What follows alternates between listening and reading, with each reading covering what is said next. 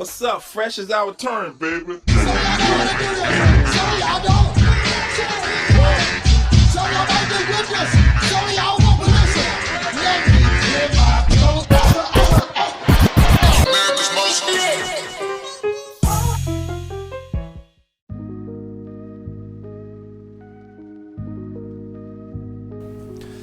Yo, what's up, future big winners? How's it going? I'm excited to be inviting you guys back in for another episode of The Dub Show.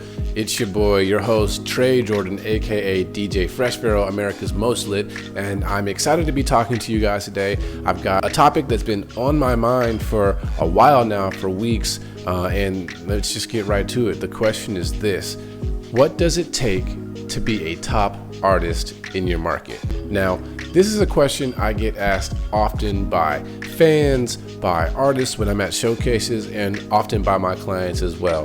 And I'm going to throw a disclaimer in here. I don't really believe in the concept of artists competing within their city to be the top artist in the city. I believe a fan can be your fan and someone else's fan at the same time. And more importantly, I think that the competition is national. I believe that you're competing with Drake and Meek Mill and Migos, and people aren't really comparing you to the people in your city, but to the people on their playlist. So that being said, I'm going to get right into it anyway, because to be honest, before you can be that big national act, it is smart to try to be the top artist in your local market. And there are some criteria that you can meet, or some things you can check off on your resume to get there. The most important thing on that list being influence. You need to have influence. And I don't mean lots of followers on your Instagram account per se. What I mean is you need to be able to make people show up and purchase tickets wherever you are, purchase t-shirts, purchase CDs, wherever it is. You need to be able to convince people to show up and donate their time for the charity of your choice. You need to be able to move customers in your market, kind of at your beckoning and calling. The top artist is going to be able to do that and get their fans to show up for them wherever they need them to be. 2, radio quality music. Now, this is one of those things that you would think is a no-brainer. I really do not understand how artists can go into the studio, spend time writing music, record it, then go out, with that file, get in their car, listen to that song, and then, listen to radio music, listen to the music on the radio, and think that their song is the same quality. Like, do your ears not work? And I don't mean to be harsh, because I've made music and I've made the mistake of being so excited to just want to put it out, and it's not the highest quality, but it doesn't matter because it's my song and I'm excited. Don't do that. Radio quality music, you always want to put your best foot forward. You never know if Diddy or Jay-Z or whoever is gonna stumble upon your music, and you want to give them the chance to put your music out into the masses. The first time they hear you, you don't want to make them speculate about what you could sound like if you had radio quality music. Take the guesswork out. Always put high quality music out. Okay. 3, you need to be able to headline and throw your own show. And I mean throw from A to Z. I mean from booking the venue, getting the staff, putting out the promotions, the flyers, the tickets, throwing the show, getting openers, headlining and killing your show, of course, selling some merchandise, making some money, and getting everyone home. You need to be able to do that. It's important. You're not just an artist, you're a business. The top artists in your market understand that and know how to throw their own show and generate their own revenue, generate their own clout and attention. Okay. 4, on brand music videos and on budget. Now, what do I mean by that? $200, $300, $400 on your music video is not enough. Again, you're competing with artists like Drake and Meek Mill. People are not comparing you to the other local artists, and that's, if they are, you're talking about a small subset of people who are really into your local music scene. But you want to have more fans than that. You want to reach everyone. So you're not competing with them. You're competing with the Drakes and the Meek Mills. A good budget to invest into a music video is about $1,500 to $2,500 in the low range. That's where you're going to start to get a director who might go through a storyboard with you and plan out something that's on brand and speaks to who you are as an artist and speaks to the song that the music video is about, and then is going to shoot it in 4K and take you to a few high quality locations and invest some of that money into the budget. Maybe you'll need to spend more, but having a high quality video is paramount. The top artists in your city is definitely investing their time and their money into doing that and showing up on the national scene. Now, you need to be streaming in high numbers, high volume on multiple streaming platforms, not just one hit on one platform that happens to go off because it gets placed on a playlist. That's awesome, but if you want to be a top artist in your market, the proof needs to be in the pudding. You need to be streaming on all the platforms. The top artist in your market definitely is doing that. Okay. Number 6, profitable and has financial backing. Okay. You need to be making money so that you can sustain your own business, your own brand as an artist, and not need the help of some magical label that may or may not show up when you need them to keep pursuing your career. You need to be able to have longevity, and that's number 7, longevity. And the way that you have that is by making sure that you're making money or having sponsors or your own financial backing outside of the music, pushing and supporting that career so that you can continue to make music and put your best foot forward and invest in those music videos and invest in placements. Oh, now, number 8, local interviews. We talked about longevity, and this kind of goes right along line with that longevity. Local interviews and blogs. Every single one of them needs to have you, an article of you, an interview of you, talking about you in your local market.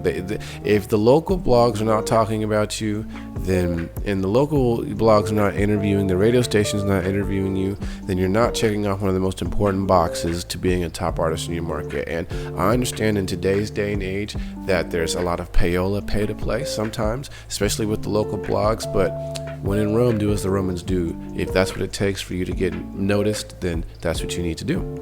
Okay, now, responsibilities of top artists. I'm going to give you guys some more info that you didn't even ask for.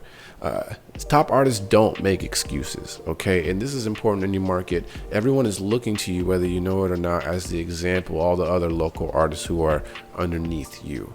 If you say that, oh, it's too hard and I can't get fans in my city and I can't make it, they're going to feel the same way. So you have a responsibility to always be putting your best foot forward and representing for the local market.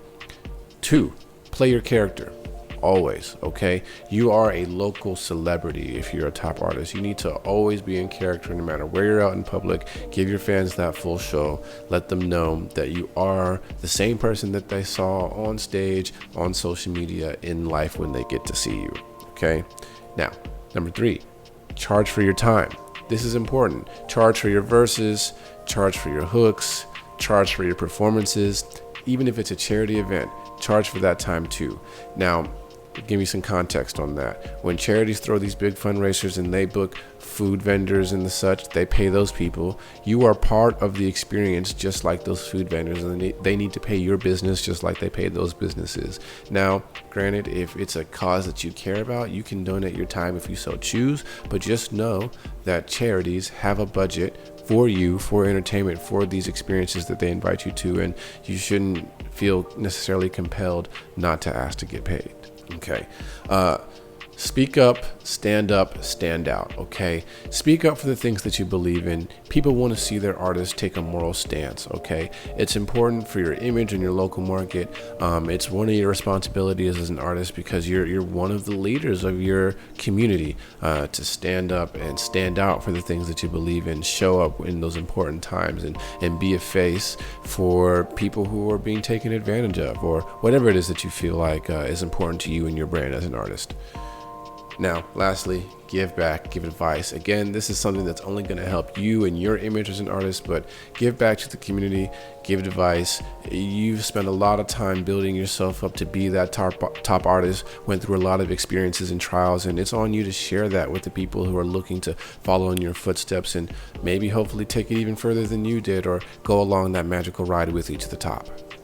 Okay, last, some advice, okay? First, get a manager. A manager is going to help you with the business plan and all those important little details and organizational features that take you from a brand to a business. Now, that being said, it's always important for you to be the driver of your brand and your business, to understand everything that's going on, and even to be feeding your manager what it is that you want out of your business and your brand. You want to be an active part, but getting a good manager is only going to help and further your career as an artist. Number 2, get a good DJ. A good DJ is a secret weapon They are some of the best networkers in the music industry. Nightclubs need them, and nightclubs actively try to get away from dealing with most artists. So if you have a good DJ, he can put you on, he can play your music in the club, he can get the fans acclimated and excited to your music, and then begin to start a conversation with the club owner about having you come perform and maybe even getting paid to do that. A good DJ can submit your music to DJ pools and share it with his other DJ friends and get you in rotation in all the places that you physically haven't even showed up to yet. Not to mention, a good DJ is going to help you get the most out of your musical set by taking 5 or 6 minutes and cramming 6 or 7 songs into it every time for you in a beautiful way. So getting a highly skilled DJ, another secret weapon for you. Anyway, this has been another episode of The Dub Show. I've been super excited to share this time with you guys.